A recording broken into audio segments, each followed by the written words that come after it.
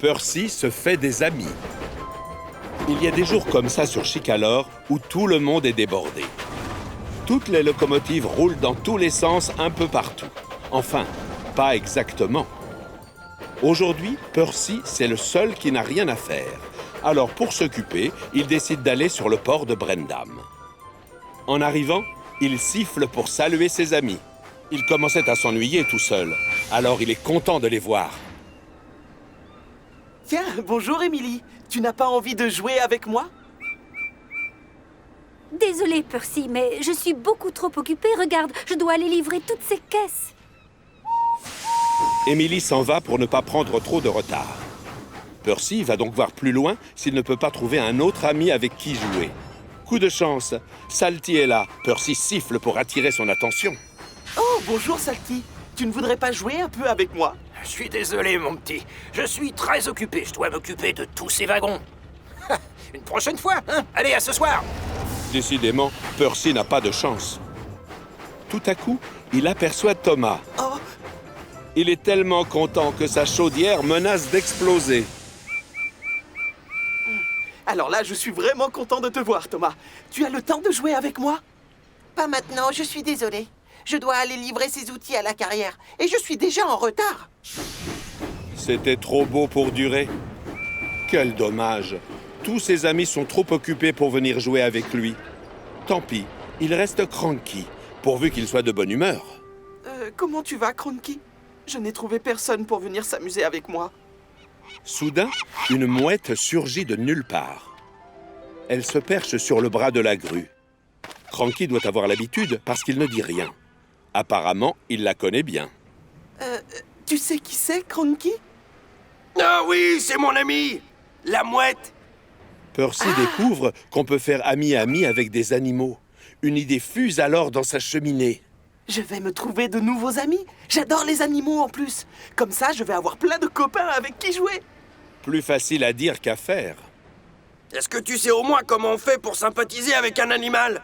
Oui, bien sûr que je le sais, Cranky. On s'y prend de la même façon qu'avec les machines ou les humains, en lâchant un petit peu de vapeur, puis en sifflant et en klaxonnant. Mais le secret, c'est de faire le plus de bruit possible. Percy n'a plus qu'un seul but, trouver des animaux. Il redémarre en faisant un boucan épouvantable, ce qui fait aussitôt fuir la mouette. Fais moins de bruit, imbécile, tu as fait peur à la mouette. Mais Percy est déjà loin. Il sait qu'il ne risque plus de s'ennuyer aujourd'hui. Là où il a le plus de chances de croiser des animaux, c'est dans la forêt. Gagné, voilà déjà un petit lapin. Percy décide de s'en faire un ami. Il siffle très fort et s'arrête en faisant crisser ses freins. Oh, bonjour, monsieur Lapin. Tu veux devenir mon ami? Malheureusement, c'est non. Le lapin va se cacher derrière un buisson. Percy ne comprend pas.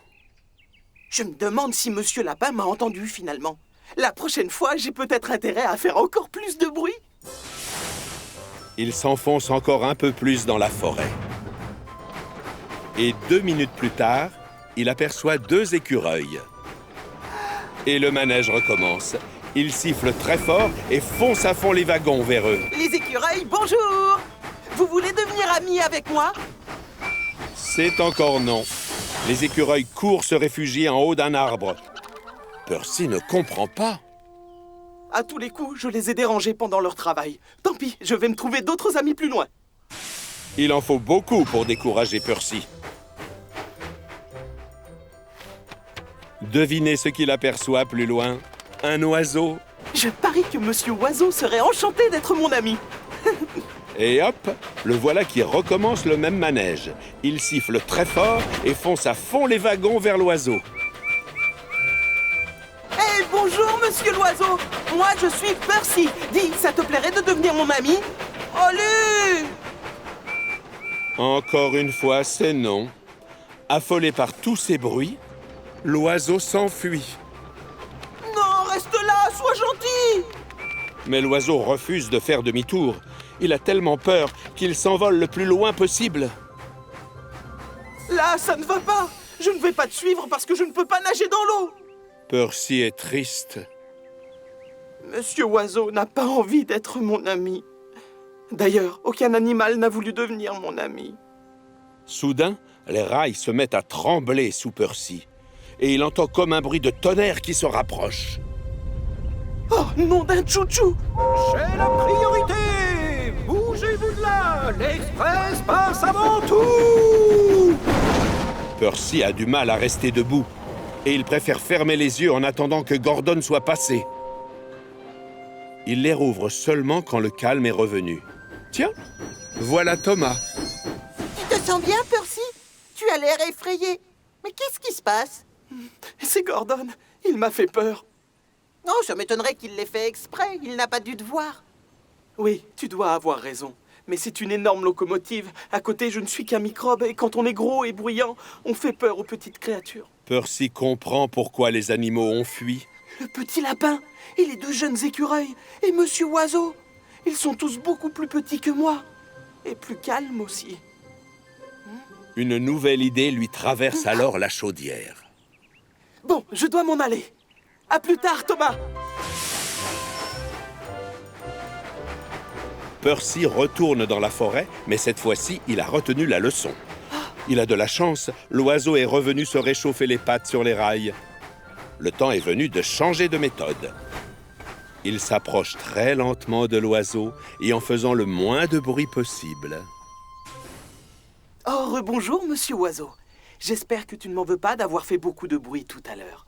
Tu sais, je n'ai pas fait exprès de te faire peur. En tout cas, l'oiseau n'a pas l'air effrayé du tout.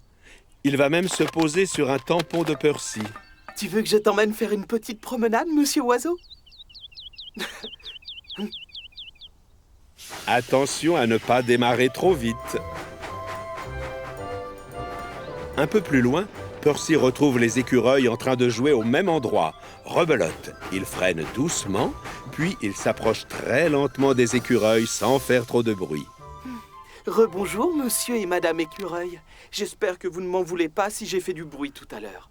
Je n'ai pas fait exprès de vous faire peur. Oh, Les écureuils lui pardonnent. Il grimpe s'installer sur son pare-choc. allez, en avant! Percy sait ce qu'il faut faire maintenant. Et il fait la plus belle promenade de toute sa vie. Plus loin, devinez qui il trouve près de la voie. Oui, le petit lapin. Il s'approche très lentement. Oh, bonjour, Monsieur Lapin. J'espère que tu ne m'en veux pas d'avoir fait beaucoup de bruit tout à l'heure.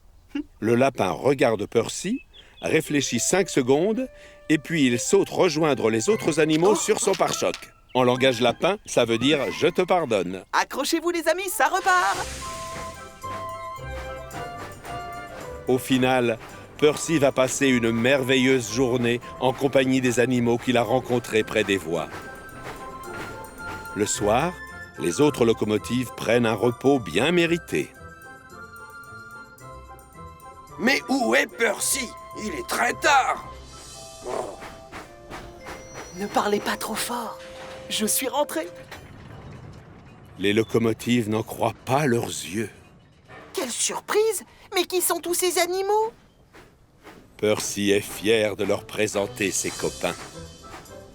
Oh, c'est très simple. Voilà 4 nouveaux amis.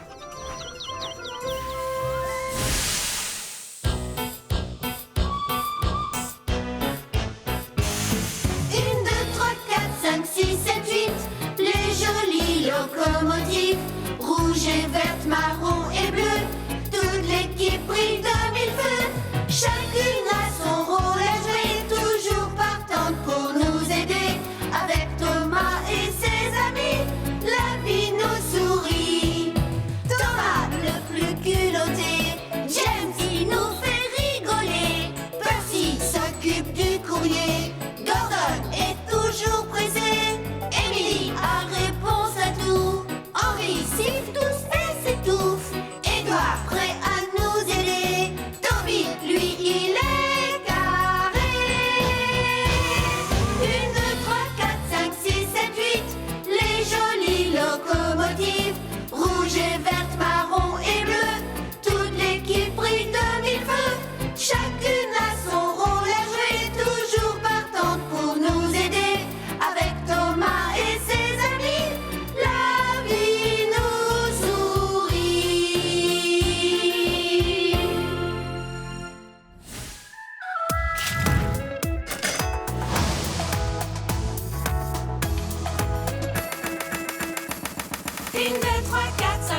7, 8.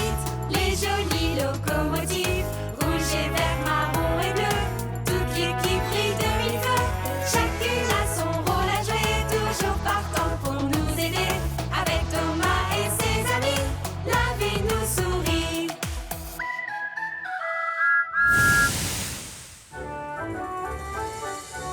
Den et Dart. À la carrière de Farquhar, tout le monde s'active aujourd'hui. Mavis remplit les wagons farceurs avec des pierres lourdes. Aïe, Mavis! Doucement! Aïe! Oh, non, non, Mavis! Ah! Mavis, doucement! Arrêtez de vous plaindre et de gigoter. Salut, Mavis! Oh, Thomas. Des wagons vides. Oh, c'est juste que... Aïe. Oh, oh non. Oh. Après cet incident, Thomas doit emmener Mavis se faire réparer. Mais qui va jouer les superviseurs à la carrière et obliger les wagons farceurs à être bien sages? Bonne question, Mavis. Je suis sûr que le gros contrôleur te trouvera un remplaçant.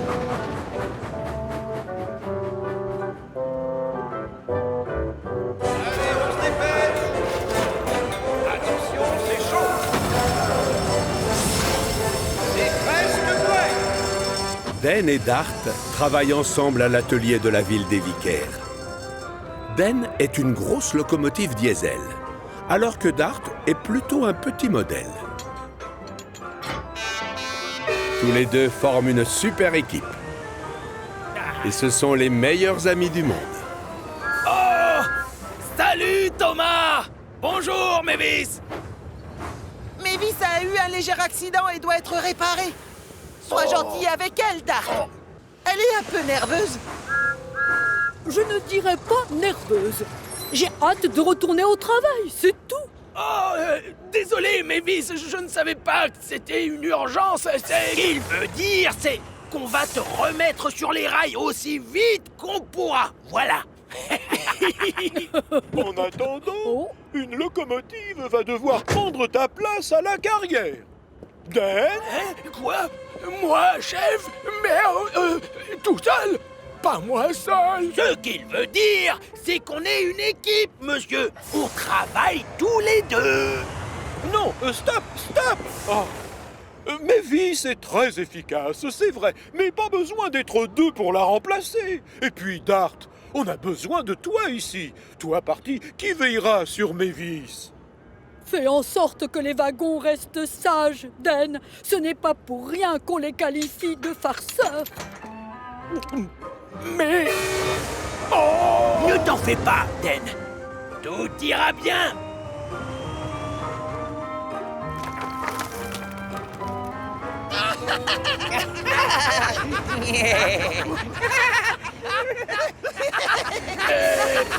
Salut.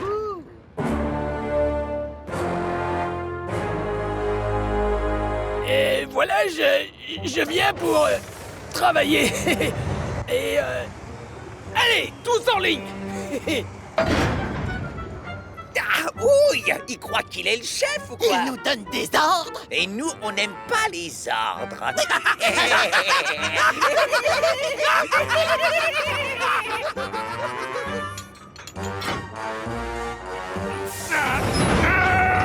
Le pauvre Den n'a pas vu que les wagons avaient serré leurs freins. Il tire de toutes ses forces pour les faire bouger.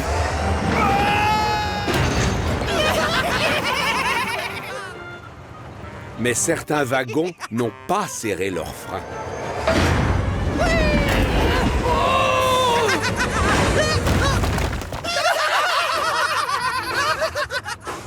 Oh! Vous n'êtes vraiment qu'une bande de vilains. Est-ce que je veux dire, c'est... oh.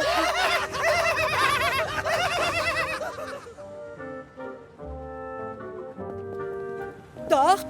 Dart! Hé, où es-tu? Les mécaniciens ont besoin de pièces. Désolé, Mavis, j'ai pas la tête à ça aujourd'hui. Peut-être que ton ami te manque. Ah bon?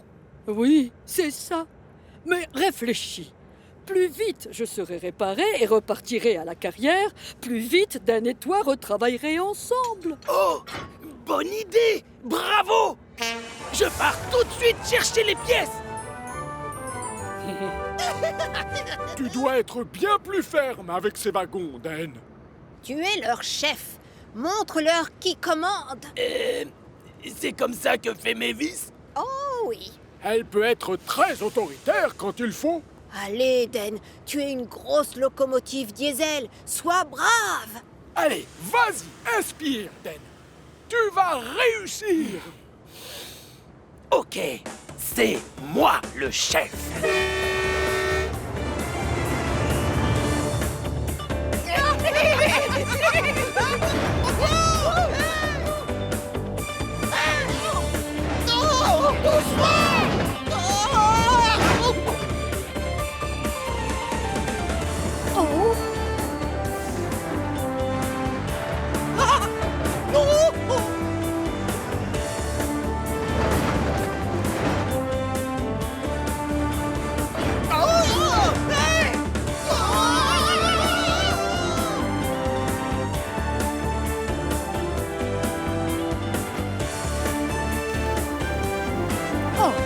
Pas si vite!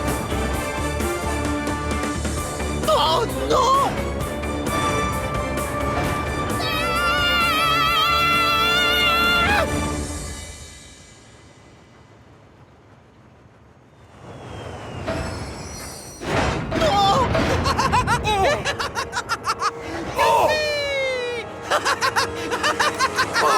Attention, Toby!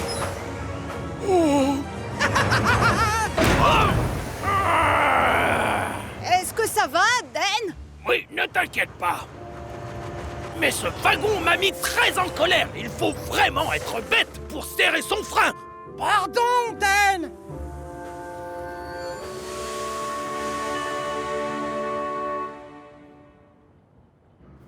Et voilà, Mavis. Tu es comme neuve, belle comme un cœur. Tout est bon. Tu es un chou, Dart. J'ai tellement hâte de retourner à la carrière. Vas-y alors, démarre. Car plus vite tu rentres, plus vite Dan revient à l'atelier. Mavis se fait une joie de retrouver la carrière. C'est moi. Oh, qu'est-ce qui s'est passé? Le travail est fait. Oh, coucou Mavis. La situation est sous contrôle. Oh, je vois. C'est bien. Et ça veut dire que... et ça t'ennuie si je vais... Parce que... Toi, tu veux dire que tu aimerais bien rentrer à l'atelier maintenant? S'il te plaît. Oui, vas-y. Et merci, Dan. Tu as été d'une grande aide. Bravo. Ça, c'est vrai. Une aide précieuse.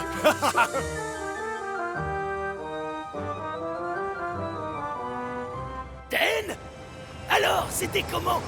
Dart, c'était formidable. Enfin, pas au début.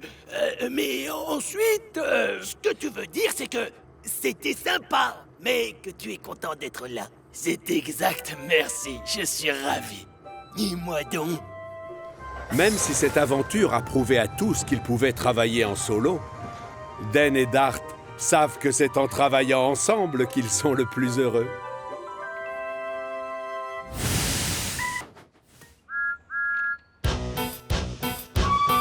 Une, deux, trois, quatre, cinq, six, sept, huit.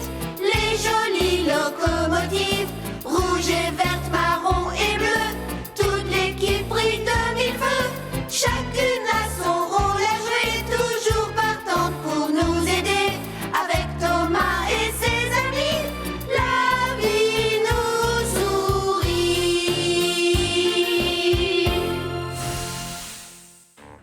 L'assistant de Cranky. Ce jour-là, le soleil brille au-dessus de l'île de Chicalor. Mais sur le port de Brendam, c'est loin d'être les vacances. Le plus occupé de tous, c'est Cranky. Plusieurs bateaux sont à quai et il y a plein de caisses à décharger. Je soulève et j'empile. Ou alors, j'empile et je soulève. Oh, on pourrait faire une pause, non? Hop là! Attention, Cranky! Je fais toujours attention, Thomas. Tu t'occupes de moi, s'il te plaît. Non, tu vas devoir attendre ton tour. J'ai assez de travail sur les manettes comme ça. Ah. Oui, ça va, c'est bon, j'arrive. Ah, il a beau y avoir un beau soleil dans le ciel, si Cranky continue à ranchonner de la sorte, la météo risque de virer à l'orage dans très peu de temps. Thomas a dû patienter un long moment avant que la grue ne se décide à décharger ses wagons plats. Il a pris du retard. Et qui est-ce qui va se faire disputer? Enfin! Je te signale que ça fait 1 heure que je t'attends. Excusez-moi, monsieur, mais j'ai dû faire la queue sur le port parce que Cranky est drôlement occupé. Vraiment? Je ferais peut-être bien d'aller voir, ça ne peut pas durer comme ça. Oh, misère. Le gros contrôleur ne s'attendait certainement pas à voir un tel chaos sur les quais. Allez, plus vite, Cranky. Cranky! Oui? Regarde-moi toute cette pagaille. Tu peux m'expliquer ce qui se passe ici? Mais je travaille aussi vite que je peux, croyez-moi. Je sais, ça je le vois bien. Seulement, tu es la seule grue, c'est ça le problème. Mais alors, je n'ai pas besoin d'aide. D'ailleurs, je vous le prouve en quelques manœuvres. Non! Oh, ça suffit, Cranky. Je vais t'engager un assistant. Comme ça, il viendra t'aider à ranger toute cette pagaille. Quoi? Un assistant? Mais je n'ai pas besoin d'aide. Hélas, on ne te demande pas ton avis. Et crois-moi, c'est beaucoup mieux. Oh, gare à la chute! Prochaine étape pour le gros contrôleur, l'atelier de Victor. Bonjour, Victor. Dis-moi, est-ce que ça te dérange si je t'emprunte Kevin pour la journée? Mais non, c'est calme aujourd'hui. On n'a vraiment pas grand-chose à réparer. Kevin! Oui, j'arrive. Tu m'as appelé? Ah, Kevin, j'ai une mission un peu spéciale à te confier. Quoi? Une mission? Pour moi? Ça alors? C'est la première fois que j'entends parler d'une mission confiée à une grue. Kevin, calme-toi, tu veux? Désolé, chef. J'aimerais que tu ailles au port de Brendam assez vite. Tu aideras Cranky. Le port! J'ai toujours rêvé d'aller y faire un tour. Et en plus, je vais avoir la chance de rencontrer Cranky. Excellent. Je me charge de la paperasse et toi, tu peux commencer tout de suite. Thomas vient chercher Kevin pour l'emmener sur le port. Et voilà, on est arrivé. C'est ici, le port. Waouh! C'est chouette comme endroit. Pour Kevin, qui sort rarement de son atelier, tout est nouveau ici. Mais ce dont il a le plus hâte, c'est de faire enfin la connaissance de son idole. Bonjour, Cranky. Moi, je m'appelle Kevin. Et je suis venu te donner un coup de poulie. Par quoi veux-tu que je commence? Je l'ai dit au gros contrôleur et je te le redis à toi. Je n'ai pas besoin qu'on m'aide, c'est simple. Je peux très bien me passer d'un petit comique dans ton genre. Pourtant, le gros contrôleur a dit que c'était une mission pour moi. Alors, il y a forcément quelque chose que je pourrais faire pour t'aider. Oh oui, je sais, suis-je bête, bien sûr. Va donc te garer là-bas et t'approche pas de mes pilotes. Merci pour ta proposition, mais je me débrouille très bien tout seul. Oh, t'en fais pas, mon grand. Cranky a l'air très méchant, mais il est simplement ronchon, c'est tout. On finit tous par s'habituer à son mauvais caractère. Comme Cranky est têtu comme une mule, il continue à travailler seul. Mais il est très vite dépassé. Attention! Je les ramasse! C'est maintenant ou jamais. Kevin saute sur l'occasion pour se rendre utile.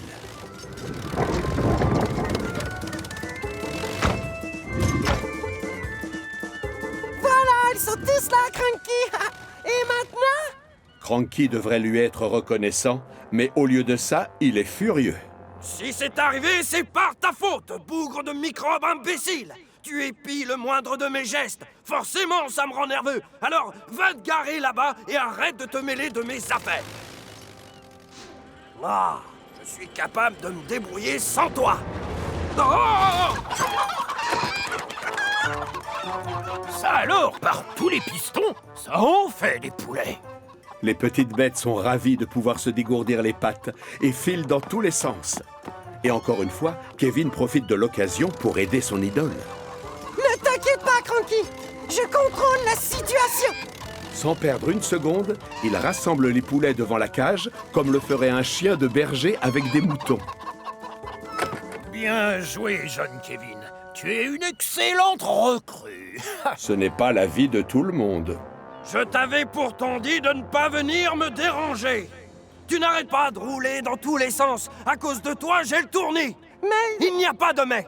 Va vite te garer là-bas et arrête de fourrer ton crochet dans les affaires des autres. Tu seras gentil.